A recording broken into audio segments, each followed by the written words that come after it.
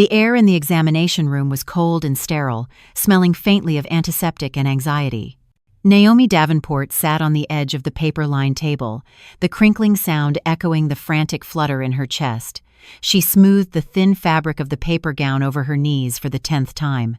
On the stool opposite her sat Dr. Aaliyah James, her oldest friend, who today was wearing the heavy, impenetrable armor of a physician about to deliver bad news. Aaliyah's expression was a careful, compassionate mask, but Naomi, who had known her since they were college roommates, could see the sorrow in her eyes. "So, it's not just stress, is it?"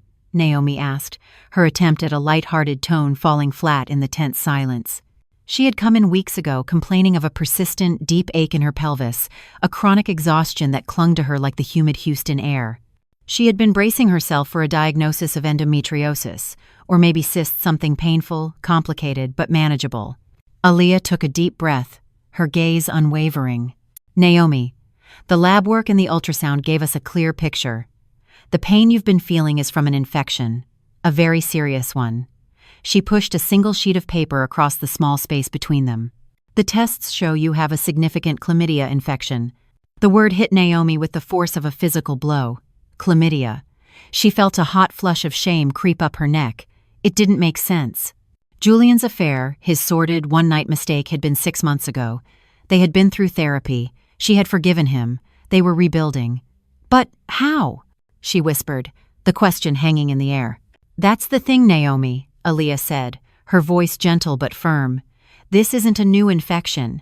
Based on the inflammation and the pathogen levels, this has been in your system, untreated, for months. It's progressed into a severe case of pelvic inflammatory disease." She explained the clinical terms: an infection that had spread from the cervix up into the uterus, the fallopian tubes, the ovaries. A fire, silent and unseen, that had been raging through her body. Naomi's mind reeled, struggling to grasp the timeline. An untreated infection?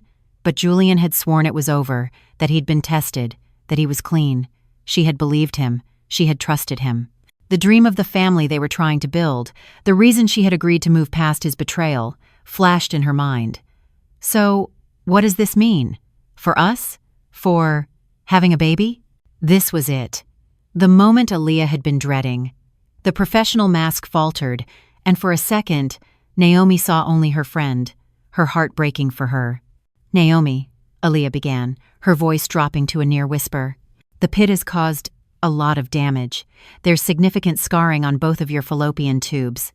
She paused, letting the words sink in. "We can treat the infection, we can manage the pain, but the scarring is permanent. It's irreversible." Naomi stared at her, not quite comprehending. "Irreversible?" Aaliyah's eyes welled up, and she finally abandoned all clinical pretense. She reached out and took Naomi's cold hand. "Oh, honey, I'm so sorry. The damage is too extensive. You won't be able to have children." The words didn't land with a crash. They landed in a deafening silence, a void where all her future dreams had just been. A family. The children she and Julian had planned for, the very reason she had fought so hard to save her marriage. It wasn't a diagnosis, it was a life sentence. Her body, the one she had offered up as a testament to her faith and forgiveness, had been turned into a barren wasteland. This couldn't have been an accident, the collateral damage of a single forgiven mistake. This felt deliberate. This felt like a punishment. How could an act of grace, her greatest act of love and faith, have led to this? That grace was a choice, made 6 months ago in the tear-soaked wreckage of her marriage. The discovery had been a soul-crushing cliché, a hotel receipt for a room she'd never slept in, fallen from the pocket of his suit jacket.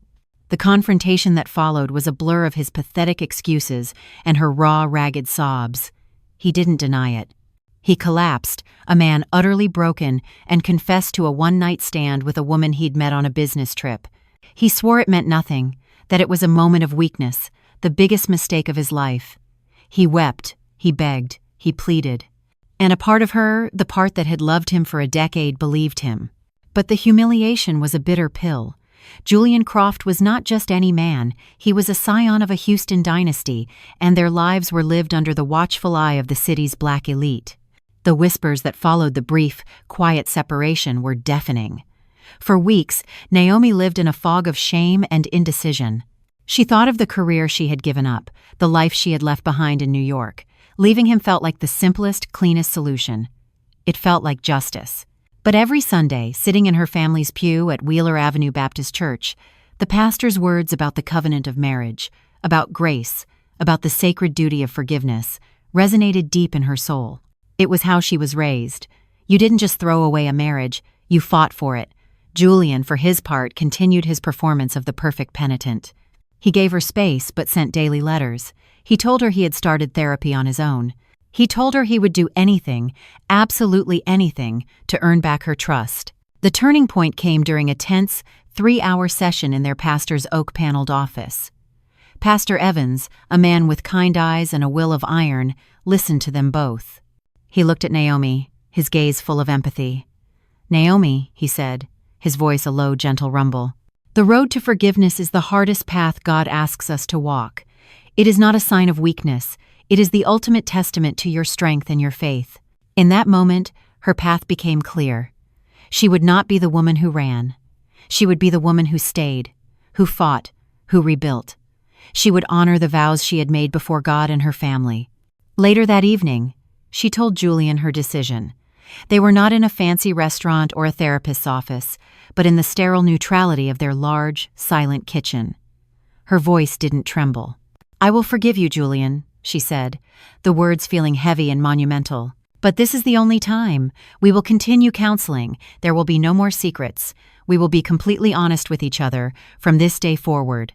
He fell to his knees and wrapped his arms around her legs, his sobs echoing on the marble floor.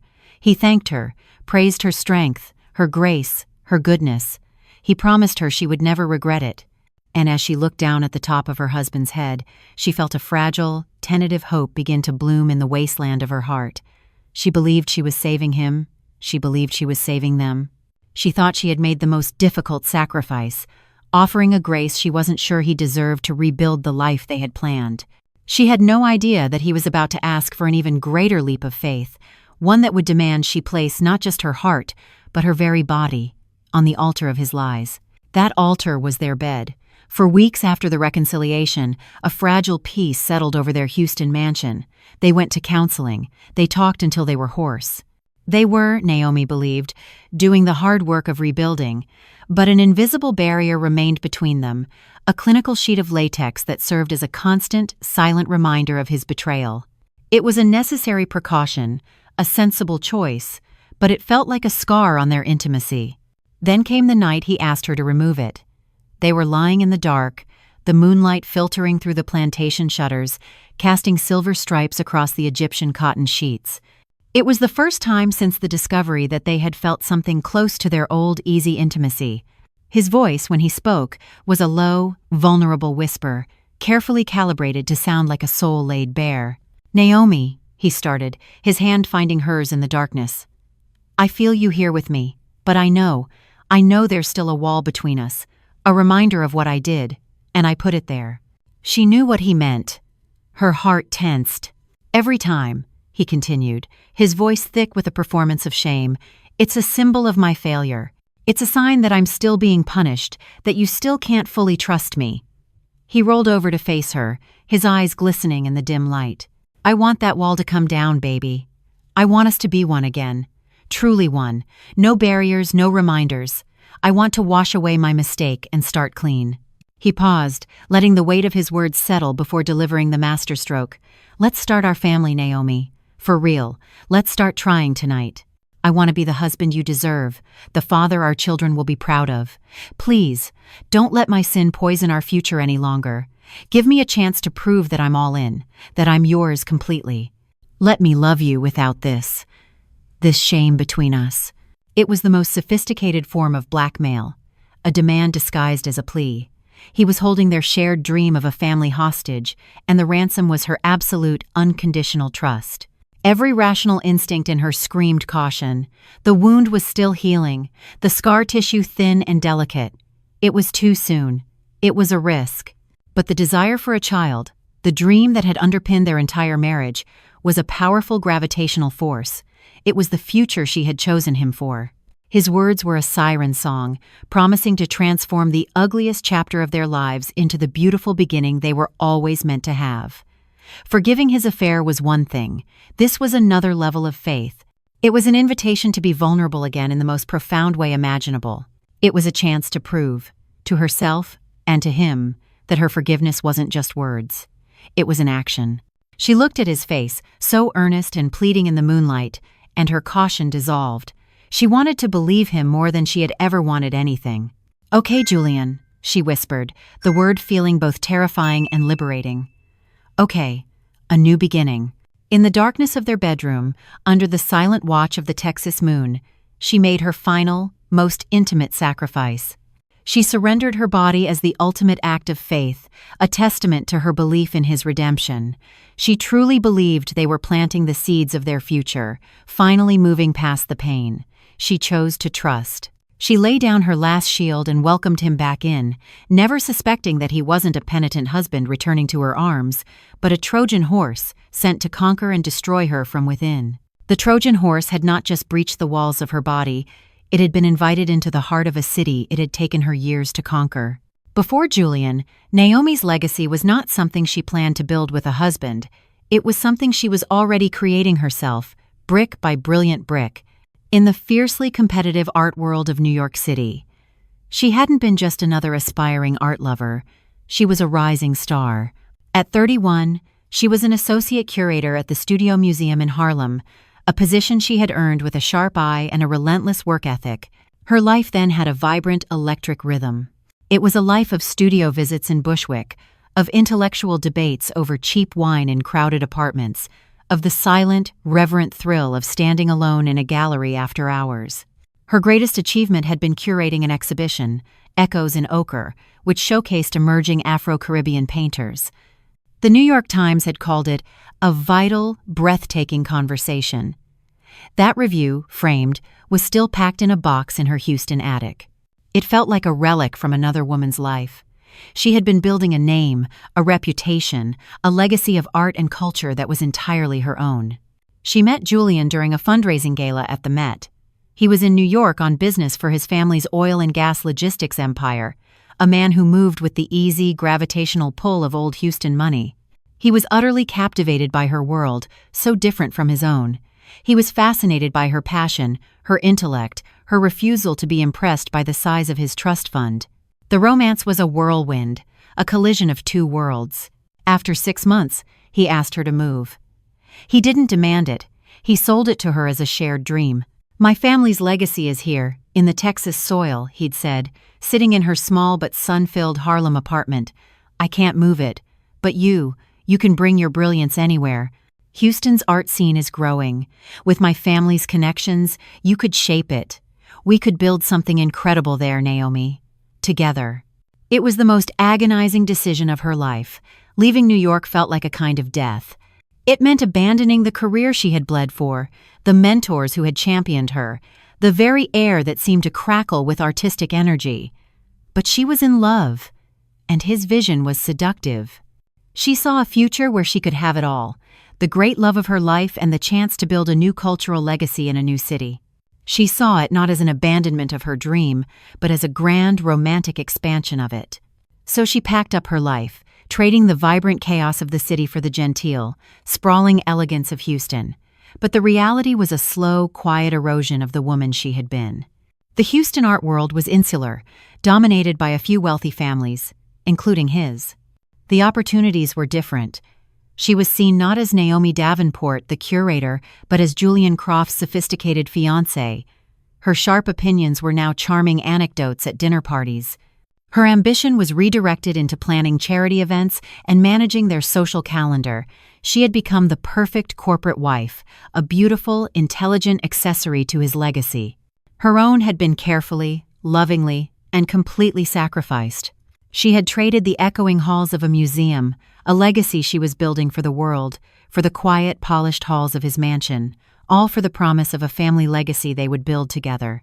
Now, sitting on the cold paper of the examination table, the sterile air thick with the verdict of her barrenness, she finally understood the brutal terms of that exchange.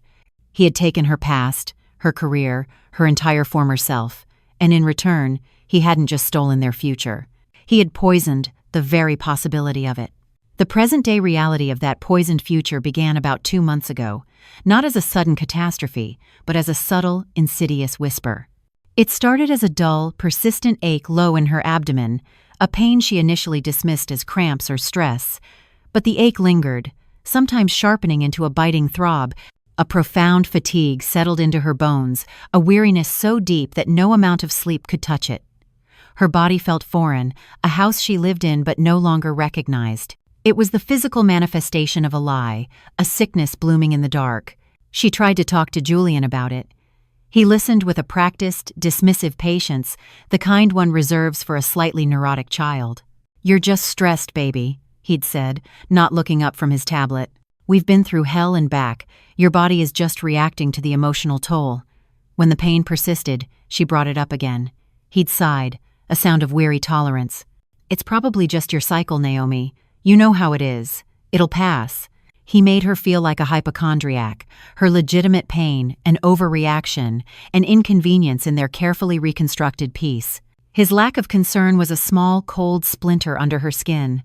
The old Julian, the man she'd first fallen in love with, would have been terrified, insisting she see a doctor immediately.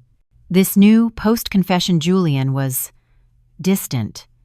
But she pushed the thought away, telling herself he was just trying to be the calm, steady husband she needed.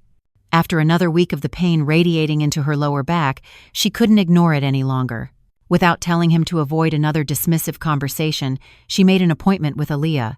That visit was the beginning of the end of the world she knew. After the initial examination, Aaliyah's warm, friendly demeanor was replaced by a clinical focus that put Naomi on high alert.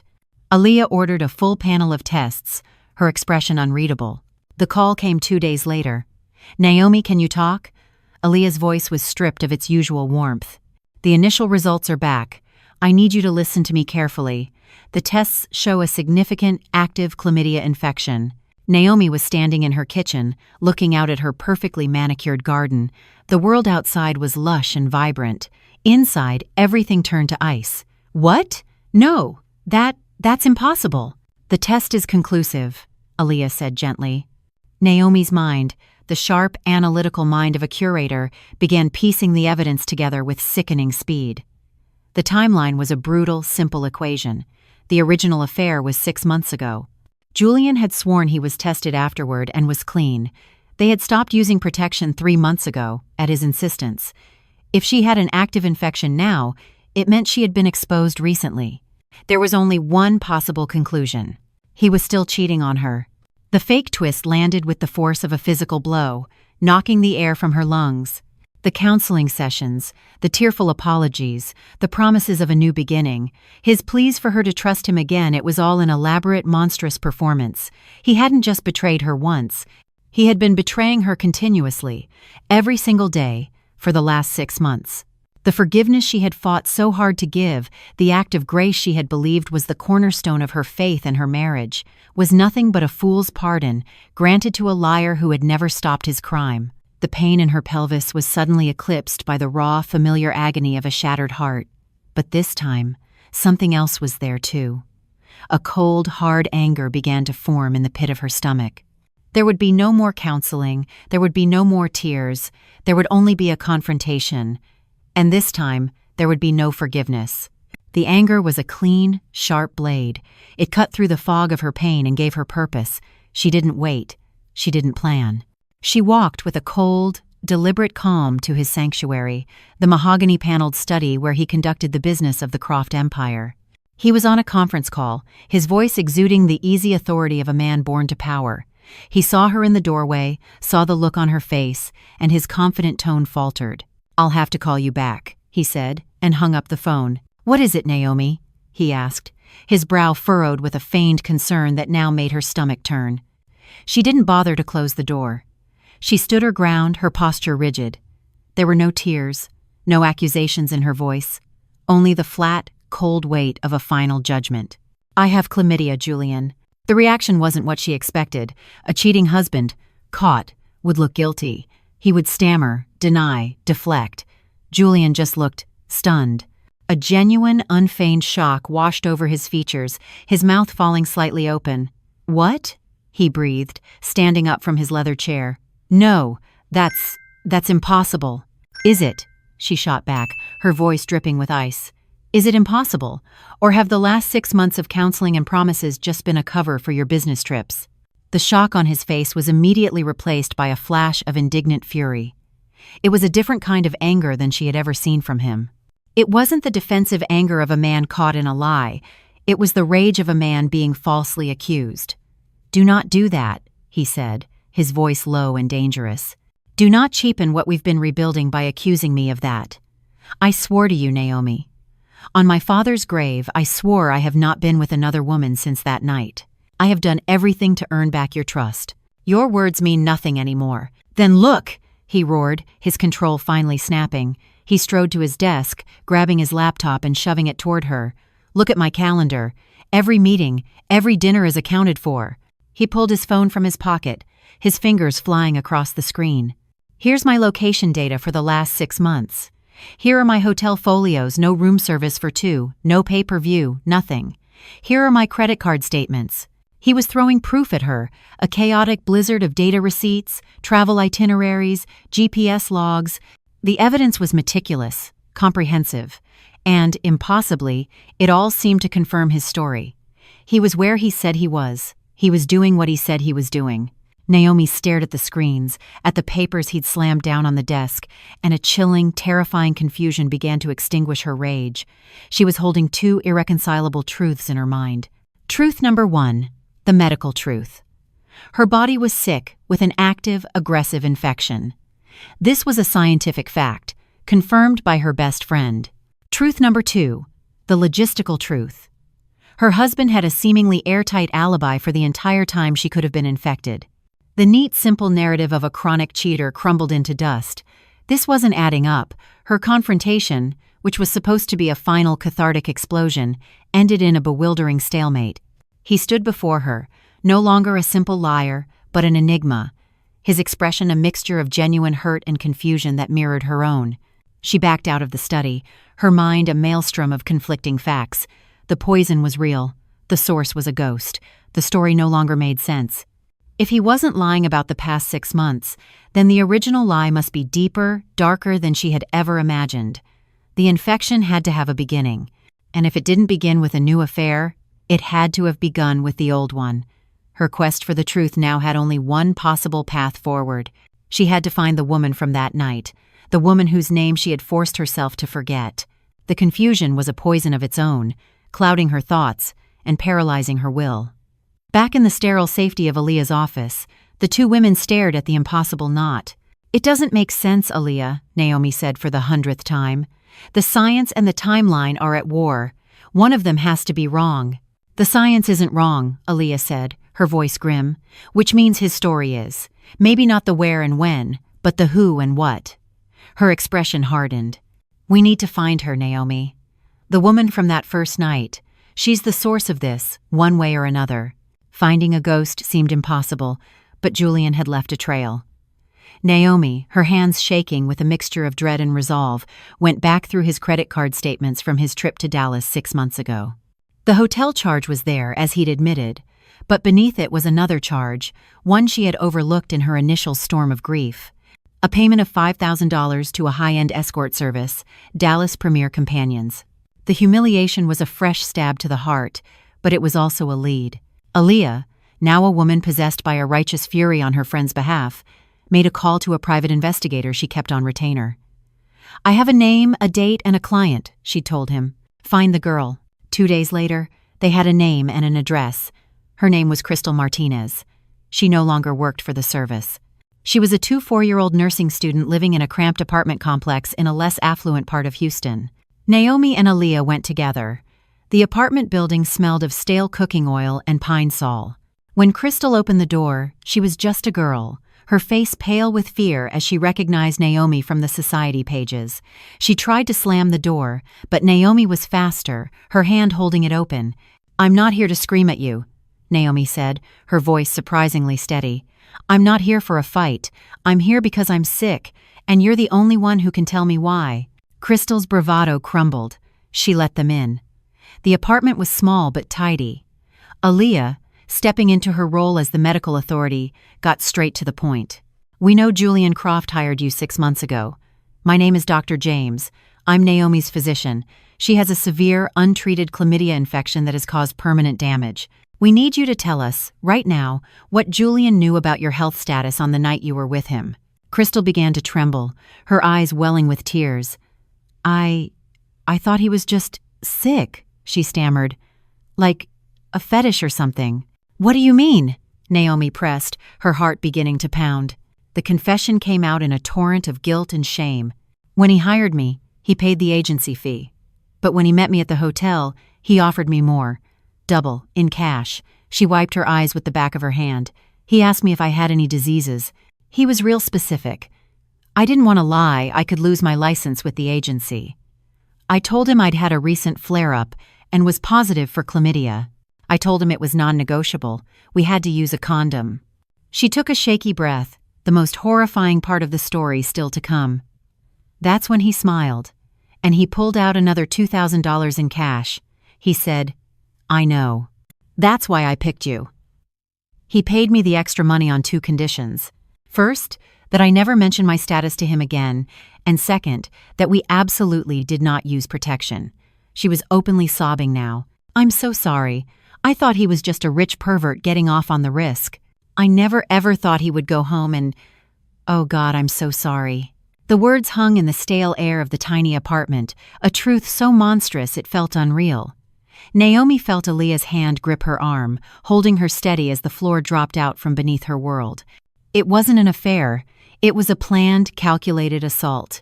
The question that had been tormenting her for weeks, how could this have happened, was finally, horribly answered. But it was immediately eclipsed by a far more soul-chilling question. Why? The silent car ride back from Crystal's apartment was a journey through a nightmare. The truth was a wild, thrashing beast in the confines of the car, and Naomi couldn't breathe for the size of it. It wasn't an affair. It wasn't a betrayal. It was a premeditated assault, a biological attack. Aaliyah drove, her hands clenched white on the steering wheel, a silent, furious sentinel at Naomi's side. The how was now a certainty, a fact branded into Naomi's mind. But the why remained a gaping, terrifying black hole. What could possibly motivate a man to commit such an intimate, sadistic, and patient act of cruelty? Back in the suffocating silence of her mansion, Naomi moved like an automaton. The answer wasn't in their therapist's office or in the pages of the Bible. The answer, she knew, had to be in the one place Julian held more sacred than their marriage, or even his own life, his family's legacy, the Croft fortune. She walked into his study, the room where he had sworn his fidelity with such convincing passion just days before. The scent of leather and his expensive cologne hung in the air, a phantom of the man she thought she knew. Her mind snagged on a memory from a few months back, during his campaign of total honesty. He had sat her down at his desk and grandly given her the password to the secure online portal for the Croft Family Trust. "No more secrets, Naomi," he had said, his voice oozing sincerity. "You are my wife, the matriarch of the next generation. You deserve to know everything." It had been a performance of transparency, an arrogant display from a man so sure of his own genius that he never imagined she would have a reason to truly look, or the intelligence to understand what she found. She sat in his oversized leather chair, her fingers flying over the keyboard. She found the primary trust document, a sprawling 100-page beast of dense legalese. Her curator's mind, trained to find the one crucial detail in a mountain of information, took over. She bypassed the jargon, searching for keywords: succession, inheritance, progeny, contingencies. And then she found it, buried deep within the document, under Article 9, Section 4B. The language was cold, precise, and utterly monstrous. It stipulated that in the event of the death of the primary heir, Julian Croft, without a living, biological heir produced of his own body, his entire share of the Croft Global Logistics fortune would not pass to his surviving spouse. Instead, the full sum and amount that made Naomi's head spin would be irrevocably and entirely absorbed by the Croft Charitable Foundation. Her eyes scanned further down the page, searching for the leadership structure of the foundation. There it was. The sole, lifetime-appointed chairperson, with absolute and unilateral control over all assets and disbursements, was Genevieve Croft, his aunt. the cold, calculating family matriarch who had ruled the family with an iron fist for 40 years. The woman who had always looked at Naomi with thinly veiled contempt, as if she were an interesting but ultimately unsuitable acquisition her nephew had made. The black hole of why was suddenly filled with a blinding, horrific light. All the pieces clicked into place. He couldn't divorce her. In Texas, a community property state, she would be entitled to half the wealth they had accumulated during their marriage, a sum that would run into the tens of millions. It would be a messy, public battle that would tarnish the pristine Croft name, but he couldn't have a child with her either. A child would make her the mother of the Croft heir, giving her an unbreakable, permanent claim on the family's future and a direct challenge to Aunt Genevieve's power. So he had chosen a third path. A secret, monstrous, diabolical path. Keep his beautiful, intelligent, socially graceful wife on his arm, preserving the illusion of a perfect life, while secretly ensuring she could never bear the heir he was terrified of creating with her. He had made a cold, pragmatic business decision about her body. He had chosen to sterilize her. Her pain, her health, her future, her dreams, they were all just acceptable losses in his sociopathic strategy to protect his legacy. She leaned back in his chair, the leather cool against her skin. The last tear she would ever shed for Julian Croft slid down her cheek. He hadn't just betrayed her. He had liquidated her. Very well, it was time for her to liquidate him.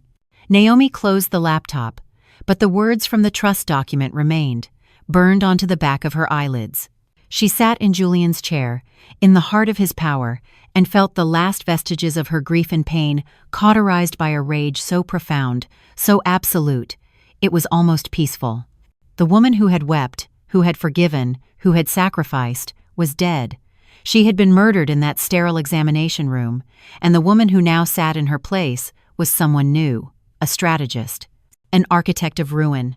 She picked up the phone and called the only person in the world who knew the truth. "Aaliyah," she said, her voice devoid of any tremor. "It's about the money, the inheritance." She explained what she had found: the clause, the foundation, the iron-fisted Aunt Genevieve. A long, heavy silence stretched across the line before Aaliyah finally spoke, her voice a low growl of disbelief. "So he did this, as a business decision?" "The most pragmatic one of his life," Naomi replied, her tone glacial. "He liquidated my future to protect his assets." She leaned forward, her elbows resting on the polished mahogany of his desk. "And so, the lawsuit I was considering is now off the table. I don't want his money, Aaliyah.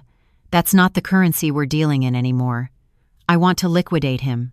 I want to take the two things he values more than life itself, his legacy and his bloodline."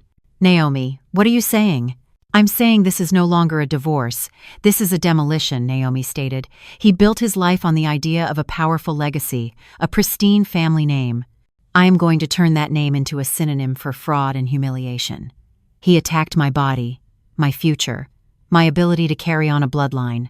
I am going to do the same to him. The justice for this must be perfectly, brutally symmetrical." This was no longer a conversation between a patient and her doctor. It was a council of war. Aaliyah, whose fury had been simmering for days, finally let it boil over. "Okay," she said, her voice hard as steel. "I'm in. Tell me what you need."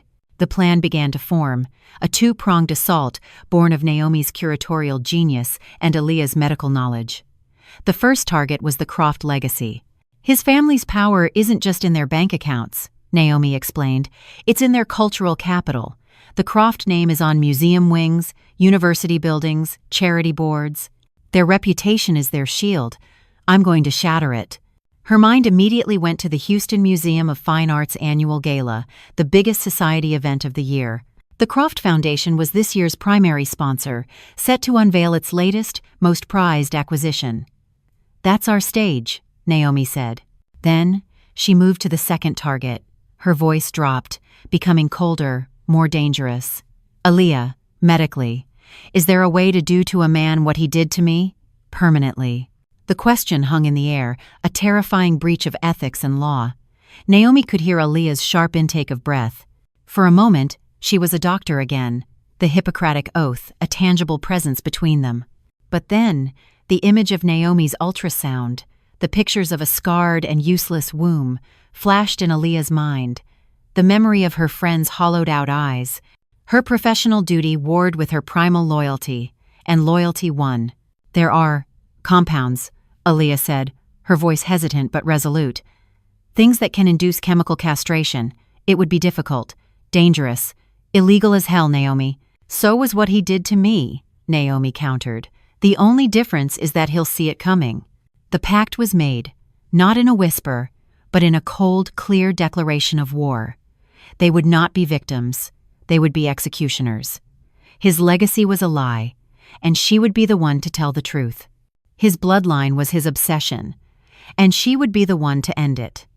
All she needed was the perfect stage to bring the curtain down on the entire Croft dynasty, and she knew just the one. The museum gala was in 3 weeks. The whole city would be watching. The 3 weeks leading up to the gala were the most lucid of Naomi's life. The grief was gone, burned away. The pain in her body was a dull, constant reminder of her purpose. She moved through her life, a ghost in her own home, her mind a fortress of cold calculation. Julian, oblivious, saw her quiet demeanor as a sign of healing, of a sad but resigned acceptance. He had no idea he was living with his executioner. Her focus was singular: the public destruction of the Croft legacy. The weapon of choice would be the very thing they were using to elevate themselves: the museum gala and the unveiling of their prized acquisition, the so-called Benin bronzes of the unseen kingdom. The collection, sourced from a private and famously discreet European dealer, was being hailed as a monumental act of cultural repatriation. It was the talk of the city. The new multi-million-dollar wing of the museum, funded entirely by the Croft Foundation, was to be christened the Croft Legacy Wing on the night of the gala. The hypocrisy was so perfectly, poetically vile, it made Naomi's lips curl into a smile. As the wife of the event's primary sponsor, she had access to the full, high-resolution digital prospectus of the collection. One evening, in the silent solitude of Julian's study, she projected the images onto his large monitor, and the curator within her, the woman he had tried to suffocate under the weight of his legacy, awoke. Her trained eye, honed by years of study, saw what the museum's financially motivated board and the Crofts' arrogant vanity had missed. The patina on a warrior's shield was a little too uniform, lacking the subtle variations of centuries of oxidation. The casting of a queen mother's head showed a joinery technique that seemed jarringly anachronistic. An iconographic detail on a ceremonial leopard felt more Yoruba in influence than the distinct style of the Edo people of Benin. They were small, almost imperceptible flaws to a layperson, but to her, they were screaming red flags. The collection wasn't just suspect, it was a forgery. But suspicion was not enough. Her revenge had to be a work of undeniable academic proof. This was where Aaliyah stepped in. Naomi couldn't risk using her own name. Her inquiries would be traced back to her in an instant. Instead, Aaliyah, playing the part of a wealthy doctor and burgeoning art collector, made 2 discreet inquiries on Naomi's behalf. Using a secure email account and the letterhead of a shell corporation they created, she sent the high-resolution images to 2 of Naomi's most trusted former colleagues, under the guise of seeking an independent appraisal. The first was to Dr. Elias Vance, a leading historian of West African art at Howard University. The second was to a quiet, meticulous metallurgist in London who specialized in pre-colonial African artifacts. The reports came back within a week, and they were more damning than Naomi could have hoped. Dr. Vance's email was blunt. "This is a fascinating and masterful pastiche. The artists possessed a deep knowledge of Benin-era work, but they have combined stylistic elements from at least 3 different centuries. This is not the lost art of a single kingdom. It is a brilliant, modern fabrication." The metallurgist's report was even more clinical, and even more conclusive. Analysis of the surface alloy shows trace amounts of refined zinc and nickel that were simply not present in the casting techniques of the 16th century. The items are beautifully crafted, but they are, without a shadow of a doubt, fakes. Naomi printed the reports, the paper warm from the printer. She held in her hands the irrefutable proof that would implode the Croft family's reputation. They had spent millions of dollars on a lie, and were about to unveil it as their legacy. The public execution was ready. Now, it was time to prepare for the private one. She sent a single coded text to Aaliyah, the words stark against the screen. Phase 1 armed. Ready for Phase 2? The reply was immediate, a single chilling word. Ready. The word ready on Naomi's phone screen was a vow, a commitment to a path from which there was no return. With the evidence for the public execution of the Croft legacy secured, the focus shifted to the private one. This part of the plan was darker, more dangerous. A descent into a moral territory from which Naomi knew neither of them would emerge unscathed. For Aaliyah, it was a week of torment. As a doctor, her entire life was built around the principle of healing, of primum non nocere first, do no harm. Now, she was being asked to weaponize her knowledge, to turn her science into an instrument of biological vengeance. She spent her nights after long hospital shifts in her home office, surrounded by the comforting texts of pharmacology and endocrinology, searching for a curse. She wasn't looking for a poison that would kill, but a compound that would erase a future. Her research led her down a rabbit hole of experimental oncology drugs and obscure hormonal therapies. She pored over studies of cytotoxic agents designed to target specific cells. Her internal battle was fierce. She would stare at her medical degree hanging on the wall, the oath she had taken a silent rebuke. But then, the image of Naomi's diagnostic scans would flash in her mind a landscape of irreparable scar tissue. She thought of the cold, calculated cruelty of Julian's plan. This wasn't a crime of passion, it was a sociopathic strategy. In the twisted logic of her rage, she began to see her actions not as a betrayal of her oath, but as a radical, off-the-books therapeutic intervention. She was not harming a patient, she was excising a cancer from her best friend's life. She finally found it, a Sertoli cell-targeted agent used in early-stage testicular cancer research. A compound that, in a single, concentrated dose, would effectively and permanently halt spermatogenesis without any other major systemic effects. It was tasteless, odorless, and utterly irreversible. Getting it was the final, damning step. She couldn't order it commercially. Aaliyah, a respected department head with a flawless record, falsified a research requisition form from her hospital's oncology lab. She claimed it was for a new primate study on fertility preservation. Her reputation was her shield. No one questioned it. A week later, she was handed a small, sealed vial containing 5 milliliters of a clear, viscous liquid. It looked as innocent as water. The handoff took place in the concrete anonymity of a hospital parking garage, the air thick with the smell of exhaust fumes. Aaliyah, still in her scrubs, slid into the passenger seat of Naomi's car. She didn't say hello. She just placed the vial, nestled in a clinical biohazard bag, on the center console. "It's done," Aaliyah said, her voice flat. "Tasteless, odorless. It will metabolize and be undetectable in his system within 48 hours, but the damage will be permanent." She turned to face Naomi, her eyes full of a terrible gravity. "Naomi, once you use this, there is no going back, for either of us. Are you absolutely certain?" Naomi looked from her friend's tormented face to the vial. It was the physical manifestation of her pain, a sterile, scientific answer to a brutal, biological crime. She thought of the family she would never have, the career she had sacrificed, the trust she had so foolishly given. Her certainty was absolute. "He made sure there was no going back for me 6 months ago, Aaliyah," Naomi said, her voice a cold, quiet whisper. "I'm just closing the circle." She took the vial, her fingers closing around the cool glass. It felt heavier than a bomb. The evidence against his legacy was in a file on her laptop. The end of his bloodline was now in her purse. She was no longer just the curator of his downfall. She was the angel of his annihilation. The night of the gala was 2 days away. It couldn't come soon enough. The night of the gala arrived, cloaked in the humid embrace of a Texas evening.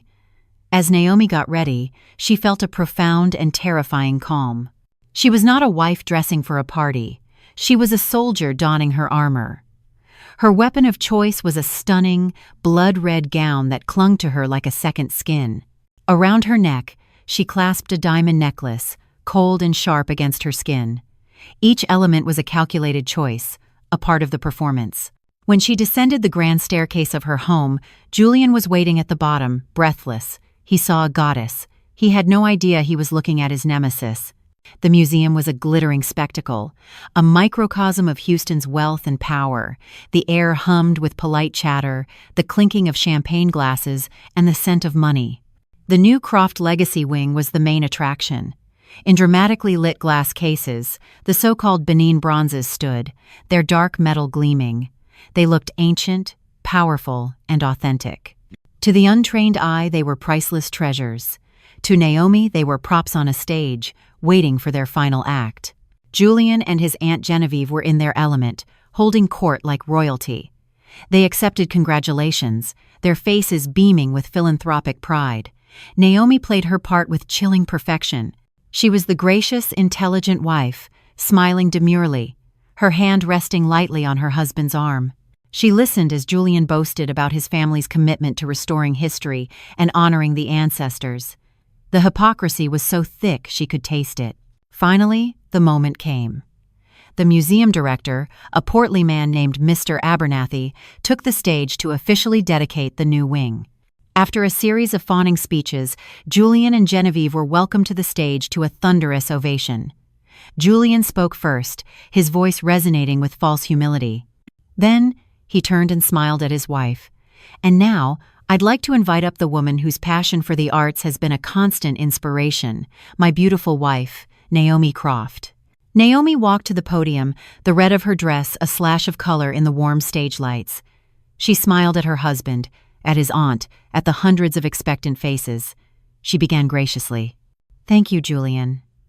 The Croft Foundation's contribution to this museum, and to our city, is truly remarkable." She paused, letting her eyes sweep across the room. Then her tone shifted, the warmth replaced by a cool, academic precision. "Legacy is a powerful word," she said, her voice clear and cutting. "And that legacy, much like the priceless art we are here to celebrate, demands one thing above all else: authenticity." She nodded to the AV technician, and a high-resolution image of the collection's centerpiece, a bronze head of an oba, flashed onto the giant screen behind her. "This oba head is a magnificent work of art," she said, as if beginning a lecture. "But it is not, as the official provenance claims, from the 16th century. A confused murmur rippled through the crowd. The casting technique shows a level of refinement inconsistent with pre-colonial methods. Furthermore, she continued, gesturing to another image, the iconography on this ceremonial plaque combines stylistic elements from two distinct historical periods. It is a brilliant piece of work, but it is a pastiche. It is a forgery. The murmur grew louder. Aunt Genevieve's face had turned to stone. Julian stared at her, utterly poleaxed. "Now, I understand that is a serious claim," Naomi said calmly, "so you don't have to take my word for it." The screen behind her flickered, replaced by a live video feed of a distinguished, gray-haired man in a book-lined study. Dr. Elias Vance is the foremost expert on Benin-era art at Howard University. Dr. H&ADA, Vance, could you please share with this esteemed audience your professional assessment of the Croft collection? Dr. Vance's face was grim. "I have reviewed the high-resolution images of the collection in detail," he stated, his voice carrying the weight of unquestionable authority. "It is my expert opinion that the entire collection consists of masterful, but modern, forgeries." The room erupted. The sound was a tidal wave of shock, whispers, and the frantic clicking of cameras. The Croft legacy was no longer a monument, it was a fraud. As reporters rushed forward and museum officials scrambled onto the stage in a panic, Naomi met Julian's stunned, uncomprehending gaze. Her expression was utterly serene. She gave him a small, almost imperceptible nod towards a private alcove behind the stage. The public execution was over. It was time for the sentencing. Naomi moved through the chaos of the ballroom with a preternatural calm, a crimson specter gliding through a world that was imploding. The air was a cacophony of gasps, frantic whispers, and the insistent buzz of cell phones transmitting the scandal to the world. She ignored the horrified, questioning stares from people she had known for years. Her target was the small, private alcove behind the main stage, a quiet space reserved for honored guests. As she expected, Julian, his face pale and slack with shock, stumbled in after her, his movements jerky and uncoordinated. He slammed the door shut, the sound muffled by the growing roar outside. "Naomi, what the hell have you done?" he hissed, his voice a ragged whisper of disbelief and fury. "You've ruined me. You've ruined my family. For what? Because I made one mistake?" He still didn't understand. He still thought this was about his pathetic, sordid affair. Naomi gave a small, cold laugh. "One mistake?" she repeated, the words dripping with a venom he had never heard from her before. "You're right. This isn't about that night in Dallas, Julian. This is about Houston. It's about your Aunt Genevieve. It's about Article 9, Section 4B of the Croft Family Trust." She watched the color drain from his face as she recited the clause from memory, the cold, legal language, a death sentence. In the event of the heir's death without a living, biological heir produced of his own body, all assets shall be absorbed by the Croft Charitable Foundation. The fury in his eyes was instantly extinguished, replaced by a cold, clammy dread. He finally understood. She knew everything. "You didn't just cheat, Julian," she continued, taking a step closer. "You made a business decision. You weighed the cost of a divorce against the risk of me giving you an heir your aunt wouldn't approve of, and you chose a third option. You chose to turn my body into a dead end." From her small, glittering clutch, she produced a polished silver hip flask. "Before the authorities arrive, and trust me, they are on their way, I thought we should have one last drink, a toast to the end of an era." She unscrewed the cap, poured a tiny symbolic sip of the amber liquid into it for herself, and then poured a much more generous measure into a small, collapsible cup she produced. The contents of the vial Aaliyah had given her were already mixed with the expensive scotch inside the flask. She held the cup out to him. "To the end of the Croft legacy," she said, her voice a silken, deadly whisper, "the one hanging on these museum walls, and the one that was supposed to live on in your veins." He was a broken man. His public life was over. His family would disown him. His mind was a battlefield of humiliation and fear. He looked at the cup, then at her face, her expression as serene and implacable as a marble statue. With a final, nihilistic shrug of surrender, he took the cup and drank the contents down in one swallow. Naomi watched the motion of his throat as he swallowed. She waited a beat. "Perfect," she said softly. She then pulled the small, empty glass vial from her clutch and held it up between her thumb and forefinger. "For weeks, I wondered what a truly symmetrical justice would look like," she mused, her voice conversational. "What is the biological equivalent of destroying a woman's womb? Of poisoning her future?" She let him look at the vial, at its clinical, sterile emptiness. "And then, my friend, the doctor, found the answer. It's an experimental Sertoli cell-targeted agent. It's used in oncology research, Julian. It halts cellular production, in your case, spermatogenesis." She saw the flicker of confusion in his eyes, followed by the slow, dawning wave of absolute horror. "It's tasteless," she finished, her voice dropping to a near whisper. "Odorless. And utterly, completely irreversible. The Croft bloodline didn't just die out there tonight, Julian. It just died in here." She gestured vaguely towards his body. She watched the last flicker of light and arrogance die in his eyes, replaced by a vacant, unending terror. He was a king with no crown, no kingdom, no heirs, a man with no future. Her justice was complete, perfect in its terrible symmetry. She turned and walked away, leaving him in the ruins of his life, not yet knowing that the shrapnel from this explosion was about to fly, fast and true, toward the one person she had sworn to protect. Naomi walked out of the alcove and back into the chaos of the ballroom, leaving Julian to drown in the silent, irreversible ruin she had created for him. She felt a grim, cold satisfaction, the quiet finality of a debt paid in full. Her justice had been served, perfect in its terrible symmetry. She moved through the panicked crowd, a ghost in red, and slipped out a side exit into the humid Houston night, believing the war was over. She was wrong. The war had only just entered a new, more brutal phase. The Croft family, led by the indomitable and now incandescently furious Genevieve, did not crumble. They were cornered, humiliated, their name a synonym for fraud on the national news. But they were not powerless. Their legacy had been built on generations of ruthless acquisition, and they responded to this attack with the same brutal efficiency. Unable to undo the truth of the forgeries, they shifted their focus from defense to retribution. They unleashed their army of lawyers and private investigators with a single clear directive: destroy the woman who did this to them. Their first question was the most logical. How had Naomi, so long removed from the academic art world, obtained an unimpeachable, on-the-record condemnation from a titan like Dr. Elias Vance?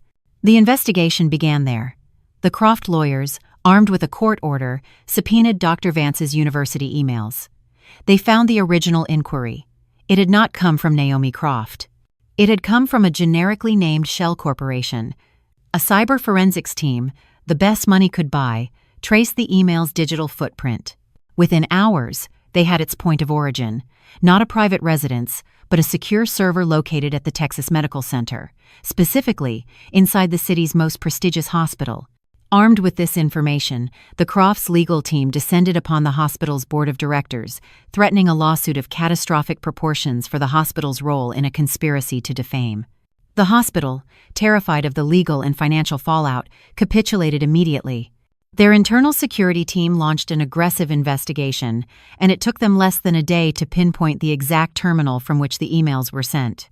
The computer in question was located in the private office of the head of obstetrics and gynecology, Dr. Aaliyah James.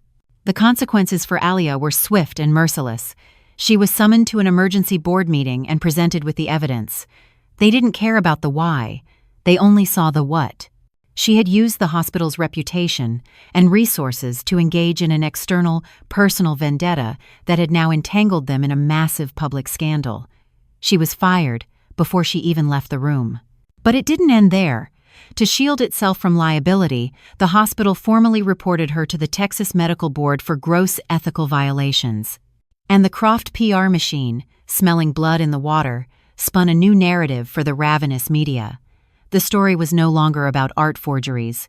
It was now the story of a bitter, vengeful wife and her disgraced accomplice doctor. Aaliyah was painted as an unethical monster who had abused her professional position to help her friend settle a marital score. Naomi saw it on the news.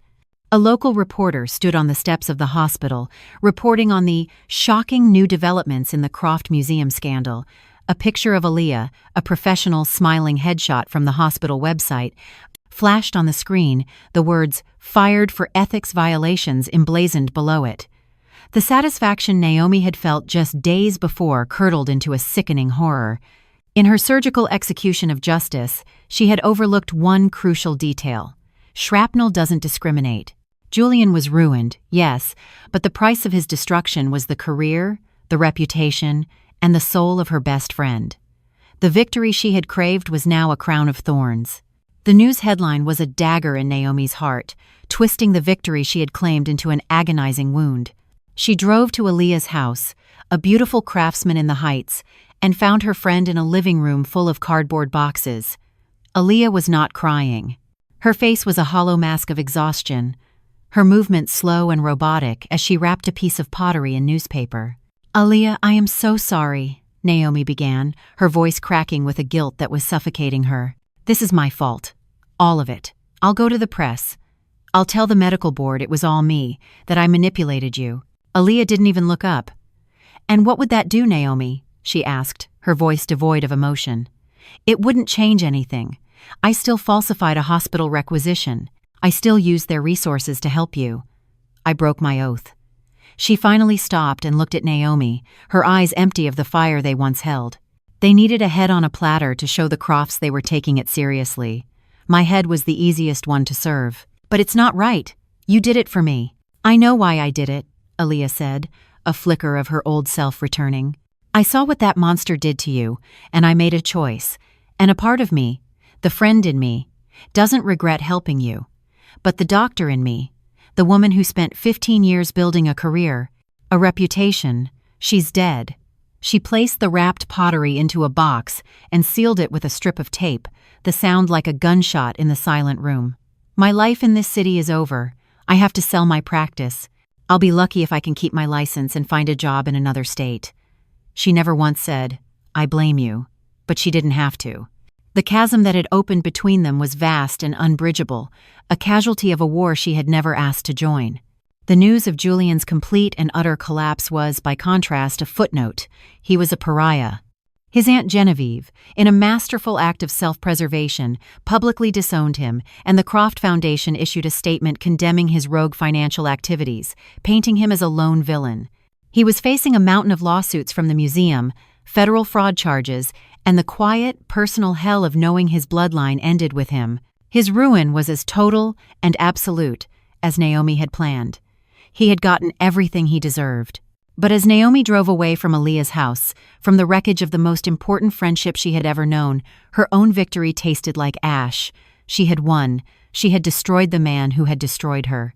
But she was left with the same scarred, infertile body she'd had when she started. She was left alone in a cavernous mansion that now felt more like a mausoleum. And she was left with the agonizing knowledge that in her righteous quest for justice, she had created a new, innocent victim. Her perfect, symmetrical revenge was fatally flawed. It was a distorted, ugly thing, a justice that had healed her own wound by inflicting a mortal one on her friend. She had stood up to a monster, but in the process, she had become a force of destruction, leaving a trail of collateral damage that she could never undo. The crown of victory she had placed on her own head was, just as she'd feared, a crown of thorns. Here is the moral dilemma. Aaliyah willingly crossed an ethical line to help Naomi achieve justice, and she paid the ultimate professional price for it. Was Aaliyah a heroic friend who did what was necessary, or was she a reckless accomplice who betrayed her own principles? And is Naomi responsible for her friend's downfall, or is that simply the unavoidable, tragic cost of a righteous war? Share your choice and your reasons below.